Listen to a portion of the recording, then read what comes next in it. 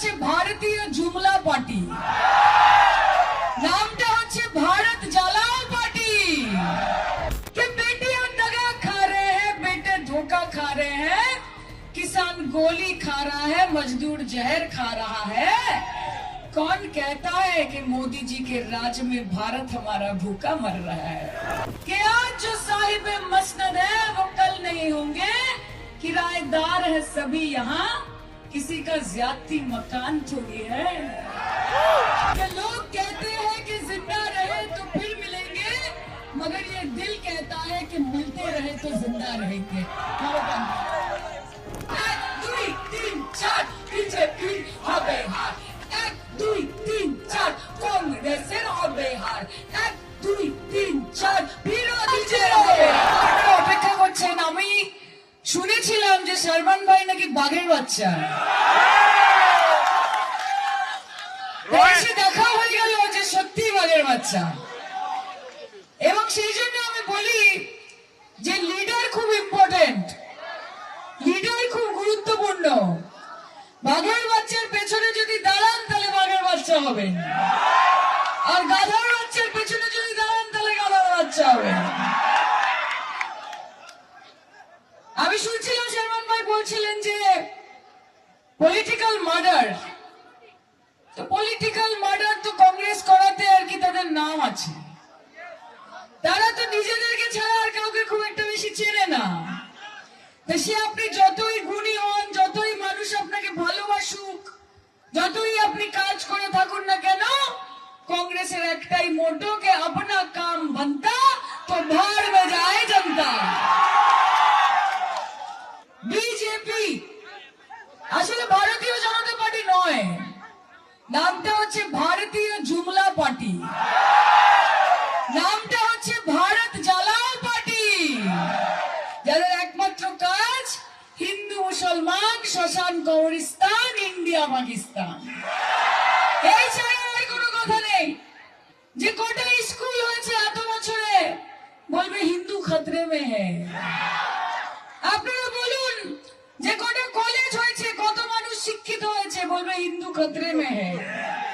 আপনারা জিজ্ঞেস করুন যে কটা যুবক যুবতী আমার ছোট ছোট ভাই বোনেরা চাকরি পেয়েছে, বলবে হিন্দু খতরে মে হ্যায়।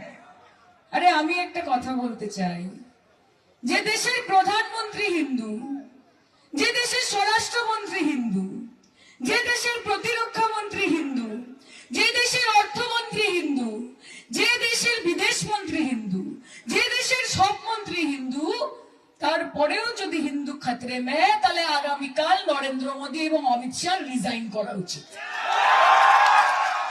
कि बेटियां दगा खा रहे हैं, बेटे धोखा खा रहे हैं, किसान गोली खा रहा है, मजदूर जहर खा रहा है।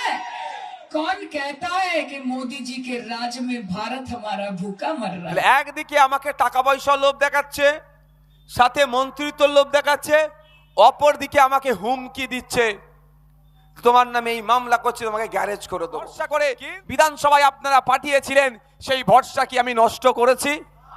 সেই ভালোবাসা কি আমি অপাত্রে ঢেলেছি? সেই আস্থা কি আমি অনাস্থায় পরিণত করেছি?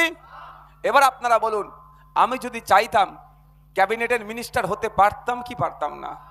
আমার কাছে অফার ছিল, একটা নয় একাধিক মিনিস্ট্রি অফার। একদিকে মন্ত্রিত্বের অফার, উল্টো দিকে মিথ্যা মামলার সংখ্যা বৃদ্ধি।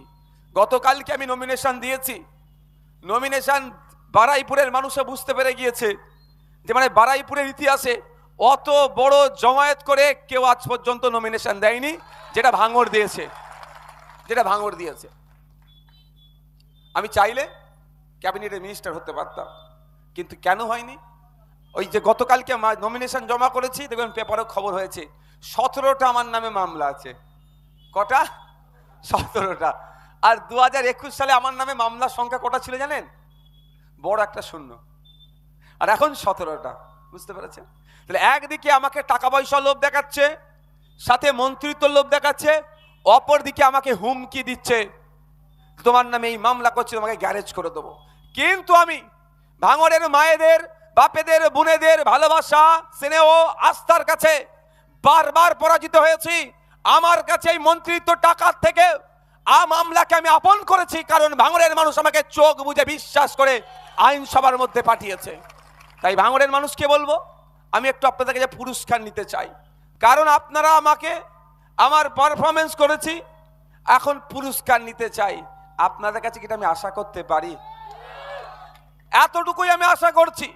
পুরস্কারটা আমার পক্ষেও নয়।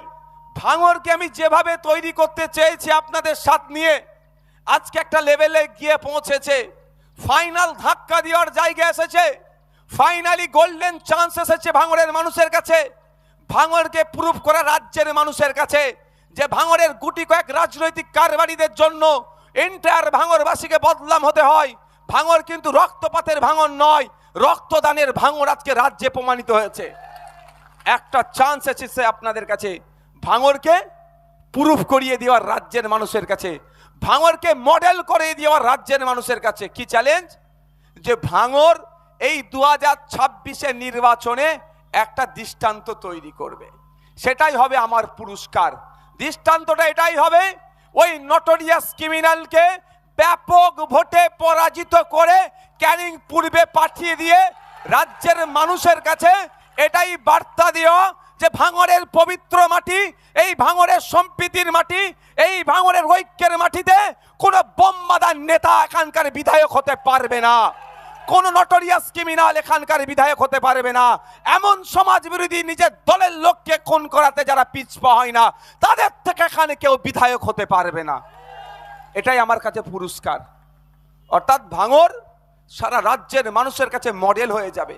বাস্তবিক অর্থে 2021 সালের আগে ভাঙড়ের মানুষরাই, আপনারা বলুন, আপনাদের নাম শুনলে নাক সিটকাতো ভাঙড়ের মানুষ।